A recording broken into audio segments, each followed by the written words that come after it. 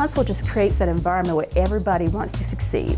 And there's nothing here that would stop you from doing that. You've got some of the smartest people in here, you've got some of the lowest cost of living, so it's everything that you would need to get that environment energized to be able to want to go out and try whatever your passion is. I had a chance to move many different parts of the country, and so did my team. And what we found in Huntsville was a very unique combination of opportunities. So I started a multinational telecom company from my basement and serviced customers all over the world, none of which were in Alabama. So where you're at, especially in today's age in business, really doesn't matter as much as it did in the past. There is a family dynamic that you're able to keep in Huntsville where you can work insanely hard and be 10 minutes away from your house. I would always say, when the kids leave my daycare and they go to kindergarten, the kindergarten teacher's gonna say, "Oh my God, where did you come from?" And I always wanted, "Oh, you came from just for the kids' daycare? Oh, those kids are smart over there."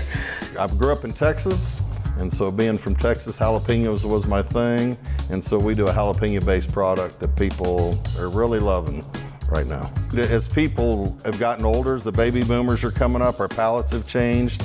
They really want something to really give them a little kick, and so I think it's great to see all the different people that are now getting into the food business. I was just doing a lot of market research, and just nobody was really stepping in to kind of bring the little spice this town needed. Best seller is the Clint Eastwood tacos, this little smoked brisket, queso and pico, and our bus sauce, which is about to be in some grocery stores here pretty soon. We felt we were at the crest of the wave of bringing great craft beer to Alabama, and turns out we are, one of the top handful of breweries that started. I think that, the brewing industry does a great job of, exciting people and saying, hey, they have breweries down there, so they must be on the cutting edge. I think Huntsville has done a very good job for young professionals of providing venues and outlets for them to plug in and be a part of the community. From a city government standpoint, I think keeping the bureaucracy low, kind of staying out of the way of the group, encouraging activity, but making it easy for people who want to start the business to be able to start a business in Huntsville. Ultimately, it's very simple. We bring a table. We bring the table where people can sit at the table and then get connected. Getting them connected with mentors, getting them connected with capital, getting them connected with other entrepreneurs that can serve as inspiration. Sometimes with our government background, we feel like everything is kind of top secret, and so we kind of all carry our own little business in our own briefcase and never open it up and share it with people. But I think the more that we can have community conversations about what each of us are doing and collaborating across different lines, that just strengthens the community. You got to have the people that are interested in starting a business and coming in, and they've got to have the fire to want and passion to want to do these things.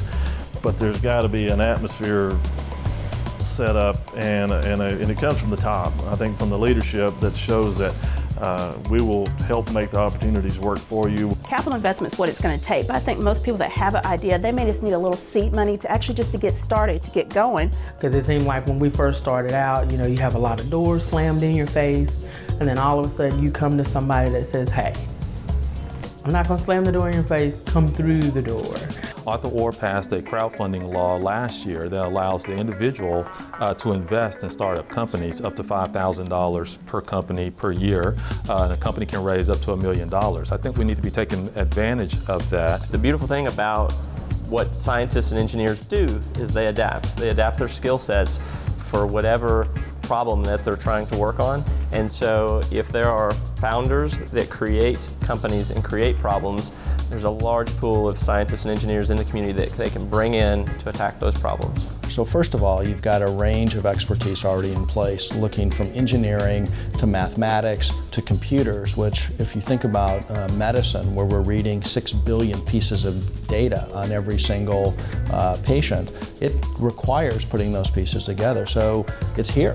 Choosing to diversify, not because we have to, but because we can, and because we have all these advantages. If we can do that, that'll be pretty smart. Not many cities can do that. You're 2 introductions away from your next business. You don't know it yet, but you are. That's Huntsville.